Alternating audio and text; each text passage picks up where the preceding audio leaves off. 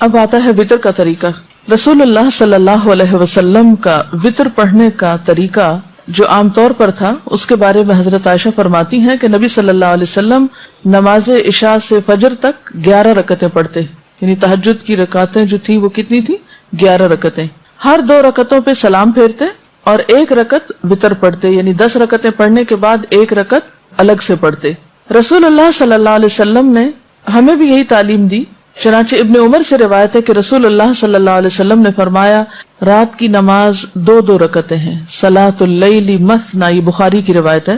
فاذا خفت الصبح فاوتر بواحدۃ، پھر جب تمہیں صبح ہونے کا خطرہ ہو تو 1 رکعت پڑھ لو، اور یہ تمہاری 1 رکعت نماز کو طاق بنا دے گی، یعنی وطر کر دے گی. رسول اللہ صلی اللہ علیہ وسلم نے فرمایا، اور یہ مسلم کی روایت ہے، کہ وطر آخر رات میں 1 رکعت ہے. بیسیکلی وطر عشاء کے ساتھ نہیں ہے، وطر عشاء کی نماز کا حصہ نہیں ہے، وطر رات کی آخری نماز ہے، یعنی تہجد کا حصہ ہے بنیادی طور پر. لیکن جو لوگ تہجد نہیں پڑھ سکتے یا نہیں پڑھتے تو وہ سہولت کی خاطر پھر رات ہی کو پڑھ لیتے ہیں عشاء کے ساتھ. رسول اللہ صلی اللہ علیہ وسلم نے فرمایا جب تم رات کو نوافل پڑھنا شروع کرو تو پہلے 2 ہلکی رکعتیں ادا کرو. اور اس میں آپ کیا کر سکتے ہیں، مثلا تحیۃ الوضو کے 2 نفل آپ ہلکے سے پڑھ لیں، ٹھیک ہے نا. وضو کر کے تہجد شروع کرنے سے پہلے ہلکی رکعتیں، یعنی جس میں چھوٹی کوئی صورتیں 2 پڑھ کے تو اسے آپ ختم کر لیں، اور نیت میں رکھیں کہ آپ یہ تحیۃ الوضو پڑھ رہے ہیں، اور اس کے بعد پھر آپ دوسرے نوافل بھی پڑھ سکتے ہیں. آپ صلی اللہ علیہ وسلم نے رات کا قیام کیا، 2 ہلکی رکعتیں پڑھی، پھر 2 طویل رکعتیں پڑھی، پھر ان سے ہلکی 2 طویل رکعتیں پڑھی، پھر ان سے ہلکی 2 طویل رکعتیں، پھر ان سے ہلکی 2 طویل رکعتیں، پھر ان سے ہلکی 2 طویل رکعتیں، پھر 1 وتر. یعنی پہلے 2 ہلکی رکعتیں، پھر اس کے بعد طویل نماز، یعنی 2 لمبی رکعت، پھر اس کے بعد ہر 2 رکعتیں جو تھی وہ پہلے سے کم ہوتے ہوتے پھر 1 وتر پہ آ گئی. یعنی کرنے کا تو آپ کچھ بھی کر لیں، لیکن وہ جو اتباع کا معاملہ ہے نا، کہ چھوٹی چھوٹی چیزوں میں فالو کرنا، اس کا اپنا ہی ایک مزہ ہے، اپنا ہی ایک لطف ہے. اور یہ مسلم کی روایت ہے. پھر 1 رکعت وتر پڑھا اور یہ 13 رکعتیں ہوئی. حضرت عائشہ روایت کرتی ہیں کہ رسول اللہ صلی اللہ علیہ وسلم 1 رکعت وتر پڑھتے، آخری 2 رکعتوں اور 1 رکعت کے درمیان بات چیت بھی کرتے. یعنی اگر وتر آپ اس طرح پڑھ رہے ہیں کہ 2 ایک دفعہ پڑھ کے اور 1 ایک دفعہ، تو اس کے بیچ میں سلام کر کے بات بھی ہو سکتی. حضرت ابن عمر روایت کرتے ہیں کہ رسول اللہ صلی اللہ علیہ وسلم وتر کی 2 اور 1 رکعت میں سلام سے فصل کرتے. یعنی اگر 3 رکعت پڑھ رہے ہیں تو 2 پڑھ کے سلام پھیر کے پھر 1 الگ. حضرت ابن عباس سے کہا گیا کہ امیر المومنین حضرت معاویہ نے 1 ہی وتر پڑھا ہے. حضرت ابن عباس نے فرمایا کہ انہوں نے درست کام کیا، وہ فقیہ اور صحابی ہیں. یہ بخاری کی روایت ہے. امام مروزی فرماتے ہیں کہ فصل کی 1 رکعت والی احادیث زیادہ ہیں، یعنی اس طرح پڑھنے کا طریقہ زیادہ روایت ہوا ہے. کس طرح؟ یعنی 3 رکعتیں مغرب کی طرح پڑھنے کی ممانعت ہے، 3 رکعتوں میں 2 الگ پڑھ کے سلام پھیر کے اور پھر 1 کھڑے ہو کے الگ پڑھ لی. حضرت عائشہ فرماتی ہیں کہ رسول اللہ صلی اللہ علیہ وسلم رات کو کبھی 7 کبھی 9 کبھی 11 رکعتیں پڑھتے تھے. یہ فرق کیوں ہے؟ کبھی 7 پڑھی تو مطلب کیا ہے؟ 6 نفل ہوئے اور 1 وتر ہوا. کبھی 9 تو 8 کے بعد 1، کبھی 11 یعنی 10 کے بعد 1. ایسا کیوں تھا؟ ہمیشہ 1 نمبر کیوں نہیں رکھا؟ ایک تو اس میں یہ کہ وسعت ہے، کوئی ایک لگی بندی روٹین نہیں. دوسری بات یہ کہ یہ بھی یاد رہے کہ نوافل میں فرض کے درجے میں گنتی نہیں پوری کریں گے آپ. اب فرض جیسے 4 رکعتیں تو آپ کبھی یہ نہیں کر سکتے کبھی 3 پڑھ لی، کبھی 2 پڑھ لی، کبھی 1 پڑھ لی، کبھی 4 پڑھ لی، کبھی 5 پڑھ لی. یہ نہیں کر سکتے. 4 فرض ہے تو 4 ہی پڑھیں گے، ٹھیک ہے نا، 3 نہیں کر سکتے. لیکن تہجد جو ہے وہ نفل نماز ہے، تو اس میں یہ بھی روایت میں آتا ہے کبھی آپ بیمار ہوتے تو بیٹھ بھی جاتے تھے، ٹھیک ہے. حضرت ابو ایوب روایت کرتے ہیں کہ رسول اللہ صلی اللہ علیہ وسلم نے فرمایا وتر ہر مسلمان پر حق ہے، بس جو شخص 5 رکعت وتر پڑھنا چاہے تو 5 رکعت پڑھے، جو 3 پڑھنا چاہے وہ 3 پڑھے، جو 1 پڑھنا چاہے وہ 1 پڑھے. یہ ابو داؤد کی روایت ہے. یعنی اس میں بھی وسعت ہے، زیادہ اور کم دونوں میں چوائس ہے، کر سکتے ہیں. رسول اللہ صلی اللہ علیہ وسلم رات کو کل 13 رکعت پڑھتے، ان میں 5 رکعت وتر پڑھتے تھے، اور ان 5 وتروں میں کسی رکعت میں تشہد کے لیے نہ بیٹھتے مگر آخر میں. یہ صحیح مسلم کی روایت ہے. یہ طریقہ بھی آپ سے معلوم ہوتا ہے. یعنی 2 طریقے پتہ چلے نا، ایک تو یہ کہ 2 پڑھ کے اور آخری رکعت 1 الگ، ٹھیک ہے. دوسرا کیا ہے کہ 2 پڑھ کے مثلا 6 پڑھ لی اور اس کے بعد 5 رکعتیں مسلسل بغیر بیچ میں اتحیات پڑھے، ٹھیک ہے. تو آپ 5 یا 7 یا 3 یا 9 اگر وتر کی نیت سے پڑھ رہے ہیں تو پھر آپ کس طرح پڑھیں گے؟ بغیر اتحیات پڑھے، رکعت پہ رکعت پڑھتے پڑھتے بس آخری دفعہ اتحیات پڑھیں گے. اور آپ یہ بھی کر سکتے ہیں کہ 2 کر کے اور آخر میں 1 الگ پڑھ لیں. یعنی دونوں طریقے درست ہیں. حضرت عائشہ سے روایت ہے کہ رسول اللہ صلی اللہ علیہ وسلم پہلی رکعت وتر میں سبح اسم ربک الاعلی، دوسری میں قل یا ایھا الکافرون اور تیسری میں قل ھو اللہ احد پڑھا کرتے تھے۔ نبی صلی اللہ علیہ وسلم نے فرمایا ایک رات میں 2 بار وتر پڑھنا جائز نہیں، یہ ابو داؤد کی روایت ہے۔ رسول اللہ صلی اللہ علیہ وسلم نے فرمایا 3 وتر نہ پڑھو، 5 یا 7 وتر پڑھو اور مغرب کی مشابہت نہ کرو۔ یعنی یہ 3 نہ پڑھو کا مطلب یہ نہیں کہ 3 پڑھ ہی نہیں سکتے، اس سے مراد یعنی مغرب کی طرح 3 نہ پڑھو۔ مغرب میں کیا ہوتا ہے 2 پڑھ کے اتحیات بیٹھ کے پھر بغیر سلام پھیرے ہم کھڑے ہو جاتے ہیں، پھر تیسرا ساتھ ہی پڑھ لیتے ہیں۔ تو اس میں یہ کہ اگر 3 آپ نے اکٹھی پڑھنی ہے تو بیچ کا اتحیات نہ پڑھے، تینوں اکٹھی پڑھ لیں، مراد یہ۔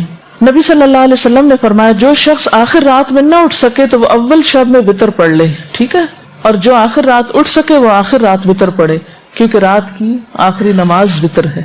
نبی صلی اللہ علیہ وسلم نے فرمایا رات کو اپنی آخری نماز وتر کو بناؤ، یعنی اگر تہجد کی نیت ہے تو پھر وتر صبح پہ چھوڑ دو، لیکن اگر یہ شک ہے کہ پتہ نہیں آنکھ کھلے گی کہ نہیں تو پڑھ کے سو جاؤ۔ اور اس صورت میں اگر آپ پھر پڑھ رہے ہیں دوبارہ تو کیا کریں گے، پھر خالی نفل بھی پڑھ سکتے ہیں۔ ایک رات میں 2 دفعہ نہیں، یعنی رات کو بھی پڑھے پھر سویرے اٹھ کے دوبارہ وتر پڑھے، ایسا نہیں ہوتا۔ اگر رات کو پڑھ لی ہے تو پڑھ لی ہے، اگر سویرے آنکھ کھل گئی ہے نفل پڑھنا چاہتے ہیں پڑھ لیں۔ بعض لوگ اس میں یہ بھی سجیسٹ کرتے ہیں، جس کی میرے پاس ابھی دلیل کوئی نہیں ہے لیکن سنا ہے میں نے اسی طرح، کہ اگر آپ رات کو وتر پڑھ کے سو گئے تو صبح اٹھ کے پہلے 1 رکعت الگ پڑھ لیں، وہ کیا ہوگی رات کی نماز کو طاق کر دے گی، پھر 2 پڑھ لیں، پھر آخر میں 1 پڑھ لیں۔ لیکن اس کی میرے پاس دلیل نہیں ہے سنت سے کوئی، میں نے اس طرح کسی عالم کو کہتے ہوئے سنا تھا، لیکن بہرحال اب آپ پریشان ہو رہے ہوں گے کہ یہ تو سب کنفیوژن ہو گئی۔ اسی کنفیوژن سے بچانے کے لیے تو ہمیں ایک آسان طریقہ بتا دیا گیا ہے جو ہماری درسی نصابی سب نماز کے طریقوں کی کتابوں میں لکھا ہوا ہے، 3 وتر پڑھنے کا طریقہ، اور ہم کھٹ سے پڑھ کے فارغ ہو جاتے ہیں، کوئی نہ پریشانی ہے نہ کچھ۔ میرا آپ سے سوال یہ ہے کہ یہ اتنی ورائٹی کیوں ہے؟ اب جیسے آپ صلی اللہ علیہ وسلم کی جو دعائے استفتاح تھی اس کی کئی ورژنز ملتے ہیں، ہم تو ایک ہی پڑھتے ہیں سبحانک اللہم و بحمدک تبارک اسمک، کیوں؟ کیا حکمت ہے؟ بنیادی بات یہ کہ جب انسان صرف ایک لگے بندے گھسے پٹے طریقے سے ایک کام سالوں سال کرتا جاتا ہے تو اس کا نتیجہ کیا ہوتا ہے؟ مشین بن جاتا ہے، کوئی اس میں شعور نہیں باقی رہتا، کوئی اس میں سوچ سمجھ کا عمل دخل نہیں رہتا، بس آنکھیں بند کی ہوئی اٹھے ہوئے نماز پڑھ رہے، آنکھیں نہیں کھول رہے اول سے آخر تک، اور کچھ یاد نہیں کہ کیا پڑھا، وہی قل ھو اللہ پڑھی اور بس بات ختم۔ نماز جو ہے اللہ تعالیٰ سے ایک شعوری تعلق کا نام ہے، اور اس شعوری تعلق میں اگر آپ ایک دن ایک طریقہ کریں، دوسرے دن دوسرا، تیسرے دن تیسرا، تو اس سے کیا ہوگا فائدہ کہ ایک نیا پن باقی رہے گا، تمام سنتیں بھی زندہ رہیں گی۔ آپ دیکھیں کہ ایک تو یہ ہو سکتا تھا کہ ہمیں بس ایک ہی طریقہ بتا دیا جاتا اور پھر ہم ایک ہی کے ساتھ چپک کے رہ جاتے، اور اس کا نتیجہ عام طور پر کیا ہوتا ہے کہ نمازیں بے روح ہونے لگتی۔ اور ایک یہ ہے کہ جو کچھ آپ نے کیا وہ سب بتایا جائے جو واقعی صحیح احادیث کے ساتھ اوتھینٹک سورسز کے ساتھ موجود ہے، یعنی یہ سب چیزیں آپ جا کے بخاری، مسلم، ابو داؤد کی کتابوں میں، کتاب الصلاۃ میں خود بھی چیک کر سکتے ہیں۔ اگر آپ کے پاس یہ کتاب ہے نا جو میں آپ کو بتا رہی ہوں، آپ خود بھی پڑھ سکتے ہیں، ٹھیک ہے؟ کیونکہ عام طور پر جب اس طرح کی باتیں بتائی جاتی تو کوٹ کیا جاتا ہے فلاں کہتی ہیں، وہ سب کچھ میرے نام لگ جاتا ہے، حالانکہ یہ میں نہیں کہتی، یہ موجود ہے کتابوں کے اندر، یہ آپ نے کبھی پڑھا نہیں اس لیے پتہ ہی نہیں تو نیا لگتا ہے۔ تو یہ سب بتانے کا مقصد کیا ہے کہ اتنی نمازیں آپ پڑھتے تھے، ہر موقع کی نماز، جتنے بھی خاص کوئی اوکیزن آپ کہنے کو کہہ سکتے ہیں، تو ان میں پھر جب آپ نے قرات کے انداز مختلف اختیار کیے، جیسے تہجد کے بارے میں آتا ہے، کبھی سری قرات کی، کبھی جاہری کی، کبھی ایک ہی آیت ساری رات پڑھتے رہے، کبھی 2 رکعتوں میں سورۃ النساء سے لے کر المائدہ تک چلتے گئے، 7.5 پارے چلے گئے، یہ سب کچھ کس لیے؟ تاکہ نماز کے اندر ایک جان رہے۔ کیا یہ ایک حقیقت ہے، آپ اگری کریں گے کہ انسان روٹین کا عادی ہو کر ملل کا شکار ہو جاتا ہے، جس کو عام زبان میں بوریت کہتے ہیں؟ ہوتا ہے نا۔ اب مثال کے طور پر رکوع کے اذکار ہیں، پتہ شاید آپ کو بھی ہو، کہیں پڑھے ہی ہوں، لیکن میں نے جب ان کو ٹرائی کیا، یقین کریں نماز میں ایسا لطف آیا مجھے، کیونکہ ہمیشہ ہم پڑھتے سبحان ربی العظیم، سبحان ربی العظیم، سبحان ربی العظیم، بس ایک ہی چیز آتی ہے۔ زیادہ سے زیادہ ایک اور دعا ہم نے سیکھی ہوئی ہے، سبحانک اللہم ربنا و بحمدک اللہم اغفر، اس کے علاوہ میں تو نہیں کچھ اور پڑھتی تھی، کہیں ادھر ادھر پڑھا بھی تو اتنا دھیان نہیں دیا، لیکن جب سے مجھے یہ حقیقت سمجھ میں آئی کہ اگر بدل بدل کے چیزیں پڑھے تو نماز میں ایک روح پیدا ہوتی ہے، تو میں نے کل ہی یہ ٹرائی کیا، سبوح قدوس رب الملائکۃ والروح، تو ایک عجیب لطف نماز میں محسوس ہوا۔ تو پہلی تو وہی تسبیح ہے جو سبحان ربی العظیم کی ہے، دوسری وہ جو ابھی میں نے آپ کو سنائی سبحانک اللہم ربنا و بحمدک اللہم اغفر لی، تیسری ہے سبوح قدوس رب الملائکۃ والروح، اور یہ مسند احمد میں بھی ہے، نسائی میں بھی، ابو داؤد میں بھی ہے، مسلم میں بھی، انہیں کتنی کتابوں نے اس کو روایت کیا ہے۔ پھر اسی طرح 6 حدیث کی کتابوں میں روایت ہوئی ہے یہ دعا رکوع کی، اللہم لک رکعت وبک آمنت ولک اسلمت خشع لک سمعی وبصری ومخی وعظمی وعصبی۔ اے اللہ میں نے تیرے لیے رکوع کیا، تجھ پر ایمان لایا، تیرے لیے اسلام لایا، جھکے ہوئے ہیں تیرے لیے میرے کان اور میری آنکھیں اور میرا دماغ اور میری ہڈیاں اور میرے اعصاب، سب کچھ تیرے آگے جھکا ہوا ہے۔ وہ جو 5 منٹ کا رکوع ہے اس میں اگر آپ یہ بار بار تسبیح کریں، پھر آپ دیکھیں اپنی کیفیت کہ یا اللہ تیرے آگے جھکا ہوا، میری ہڈیاں بھی جھکی ہوئی ہیں، میرے اعصاب بھی جھکے ہوئے ہیں، میرا سر بھی جھکا ہوا ہے، میری تمام چیزیں تیرے آگے جھکی ہوئی ہیں۔ تو انشاءاللہ نمازوں میں انشاءاللہ یقینی خشوع پیدا ہوگا۔ پھر اسی طرح سبحانک و بحمدک لا الہ الا انت، ایک اور تسبیح یہ ہے سبحانک و بحمدک لا الہ الا انت۔ پھر اسی طرح سبحان ذی الجبروت والملکوت والکبریاء والعظمت، سبحان ذی الجبروت والملکوت والکبریاء والعظمت۔ کوئی مشکل نہیں ہے، اگر یہ آتی ہو، فجر کی نماز میں 1 پڑھ لیجئے، ظہر میں 2، عصر میں 3، مغرب میں 4، عشاء میں 5، تہجد میں 1 اور، تو بدل بدل کے آپ پڑھیں گے تو انشاءاللہ نماز کی جو تاثیر ہے وہ آپ محسوس کریں گے انشاءاللہ تعالی۔ پھر اسی طرح رکوع سے کھڑے ہونے کے اذکار ہیں، سمع اللہ لمن حمدہ، اللہم ربنا لک الحمد ربنا ولک الحمد ربنا لک الحمد ملء السماوات وملء الارض وملء ما بینہما وملء ما شئت من شیء بعد، کیونکہ وہ ایک حدیث میں آپ نے پڑھا تھا نا کہ جتنا طویل آپ نے قیام کیا اتنا ہی آپ نے رکوع کیا، اور جتنا طویل رکوع کیا اتنا ہی کھڑے ہو کے دوبارہ قوما کیا۔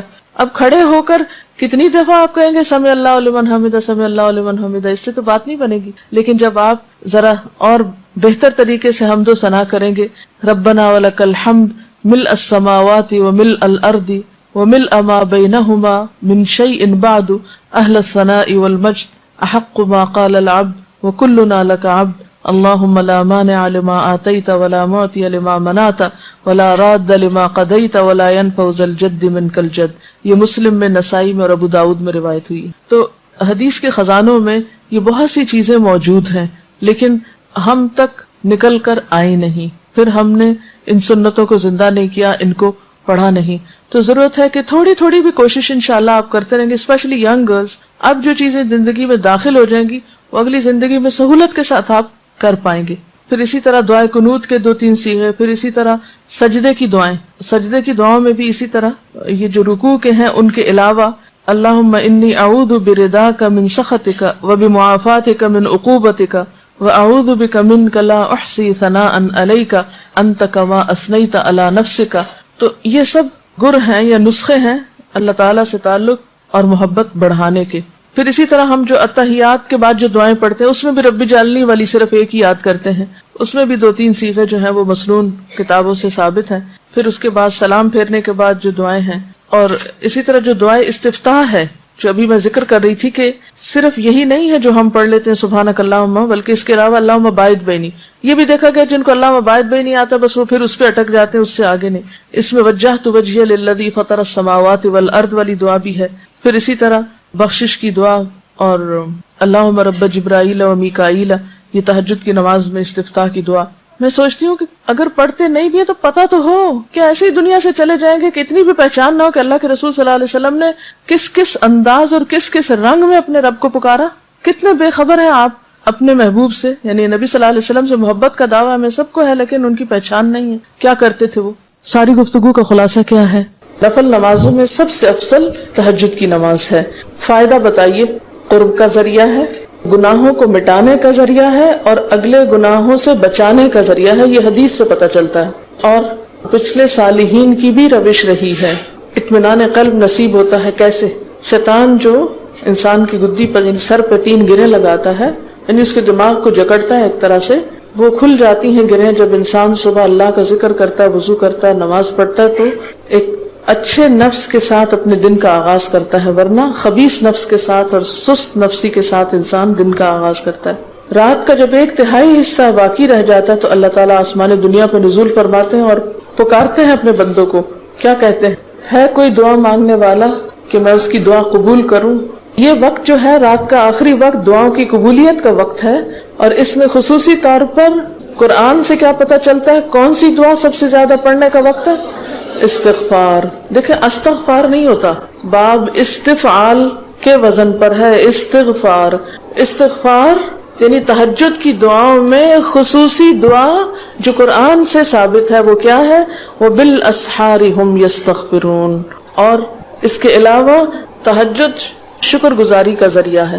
افلا اکون عبدا شکورا، اس شخص پر اللہ کی رحمت ہوتی ہے خاص جو خود اٹھتا ہے اور اپنی بیوی کو جگاتا ہے اور نہ جاگے تو پانی کے چھینٹے مارتا ہے. اور اس عورت پر بھی اللہ کی رحمت ہوتی ہے جو اٹھتی ہے اور پھر شوہر کو اٹھاتی ہے اور نہ اٹھے تو پانی کے چھینٹے مارتی. یہ تو تھے فضائل، ٹھیک ہے. اب یہ ہے کہ تہجد کے وقت اٹھ کر کیا کیا کریں گے. نمبر 1 اللہ کا ذکر کریں گے. تو ذکر میں کون کون سے ذکر؟ پہلا ذکر اللہ اکبر 10 بار، 10 بار الحمدللہ، 10 بار سبحان اللہ و بحمدہ، 10 بار سبحان الملک القدوس، 10 بار استغفر اللہ، 10 بار لا الہ الا اللہ، 10 بار اللہم اعوذ بک من ضیق الدنیا و ضیق یوم القیامہ. یہ ہے ذکر اٹھتے ہی کرنے کا. اور پھر اس کے بعد کیا کرنا ہے؟ وضو سے پہلے آل عمران کی آخری 11 آیات اور اس کے بعد چوتھا کلمہ. چوتھا کلمہ پڑھنے کے بعد اگر کوئی اللہم اغفر لی کہتا ہے تو کیا فائدہ بتایا گیا اس کا؟ اس کو بخش دیا جاتا ہے. اور اگر وہ نماز پڑھتا ہے اس کے بعد یعنی تہجد کی تو اس کی نماز بھی قبول کی جاتی ہے. تہجد کی دعائے استفتاح کیا ہے؟ تہجد کی دعائے استفتاح، ایک تو ہر نماز کی دعائے استفتاح ہے نا، سبحانک اللہم و بحمدک و تبارک اسمک. تو تہجد کی اللہم لک الحمد انت قیم السماوات والارض ومن فیہن آخر تک. اس کے بعد آپ کے قیام اور رکوع اور سجود اور قومہ اور جلسہ استراحت، 2 سجدوں کے بیچ میں جلسہ، یہ کیسے ہوتے تھے؟ آپ کی قرات تہجد میں کیسی تھی؟ ایک طریقہ یہ ملتا ہے کہ ایک مرتبہ ایک آیت پڑھتے پڑھتے صبح کر دی. اور دوسرا طریقہ کیا ملتا ہے؟ سورۃ بقرہ، سورۃ آل عمران، سورۃ النساء اور سورۃ مائدہ تقریباً 7.25 پارے. دوسری روایت میں یہ بات پتہ چلتی ہے. اور وہ شخص کس میں لکھ لیا جاتا ہے جو 200 آیات پڑھ لے؟ اطاعت گزار مخلص لوگوں میں. اس سے ایک نئی بات یہ پتہ چلتی ہے کہ آپ نے سورۃ بقرہ کے بعد النساء شروع کر دی اور آل عمران بعد میں پڑھی، جس سے یہ پتہ چلتا ہے کہ سورتوں کی ترتیب کا ہونا لازم نہیں. قیام اللیل الگ ہے، وتر الگ ہے. آپ اگر قیام اللیل 4 رکعت پڑھنا چاہتے ہیں اور 5 رکعت وتر پڑھنا چاہتے ہیں تو آپ ایسے بھی کر سکتے ہیں. اگر قیام اللیل کے 8 پڑھنا چاہتے ہیں اور 3 وتر پڑھنا چاہتے ہیں تو یہ بھی ٹھیک ہے. وتر ہے، نفل ہے.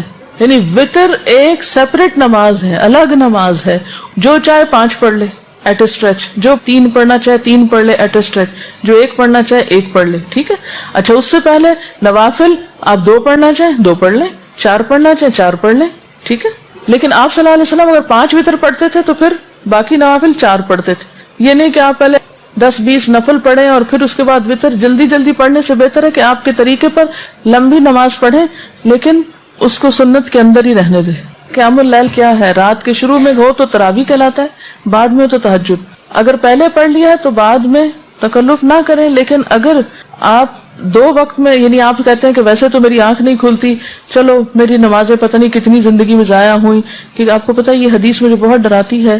ایون جو لوگ پوری نماز بھی پڑھتے ہیں تو کسی کو اس کی نماز میں سے 10واں حصہ ملتا ہے، کسی کو اس کی نماز میں سے 5واں حصہ ملتا ہے.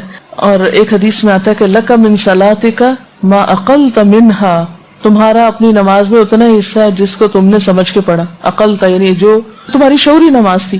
اب اللہ ہی بہتر جانتا ہے جو ہم پڑھتے ہیں وہ کتنا حصہ ہمیں اس میں سے نصیب ہوتا ہے.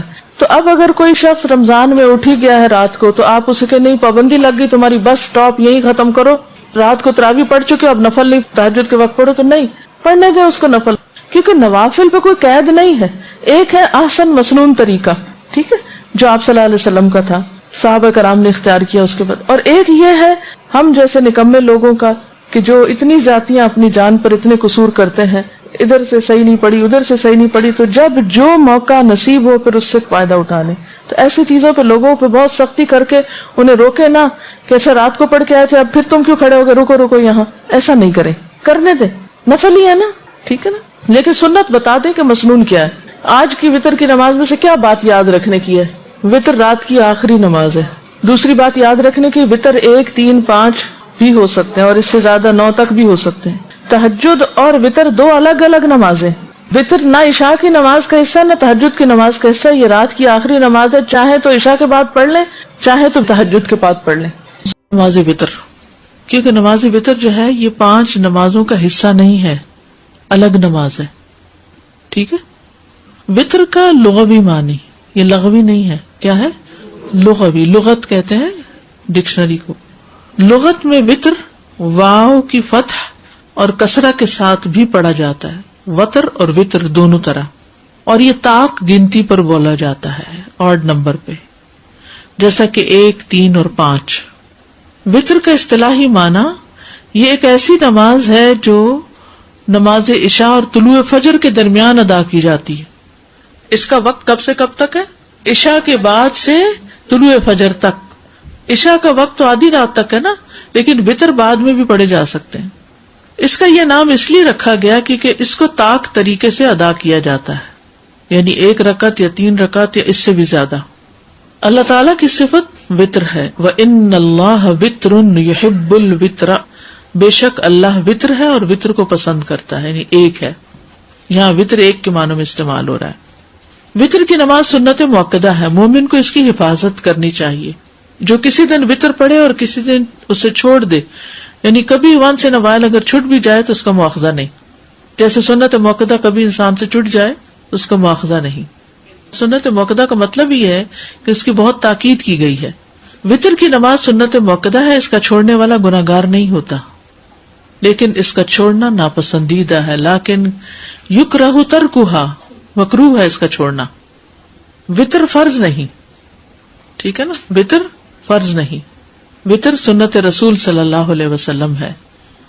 حضرت علی کہتے ہیں وطر تمہاری فرض نماز کی طرح لازمی نہیں ہے, بلکہ رسول اللہ صلی اللہ علیہ وسلم نے اسے سنت قرار دیا اور فرمایا کہ بے شک اللہ وطر ہے اور وطر کو پسند کرتا ہے. اے اہل قرآن تم وطر پڑھا کرو, تاکید کی گئی ہے. تو وطر کی اہمیت اور فضیلت ہر مسلمان پر حق ہے.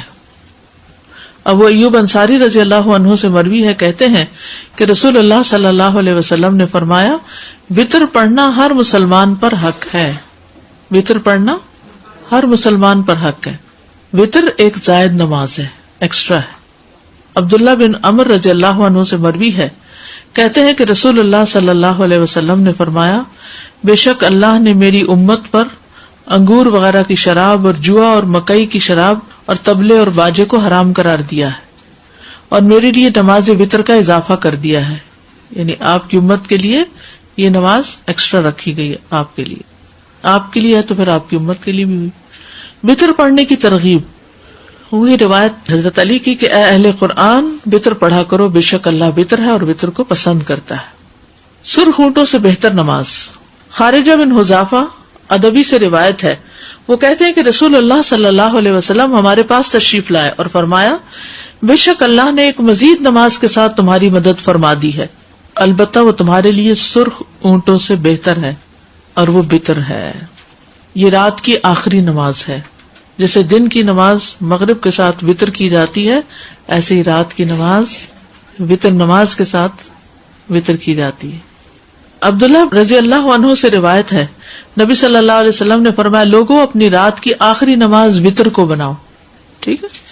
ابن عمر سے مروی ہے, کہتے ہیں کہ جو شخص رات کو نفل نماز پڑھے تو وہ اپنی آخری نماز وطر کو بنائے, کیونکہ رسول اللہ صلی اللہ علیہ وسلم اس کا حکم دیتے تھے.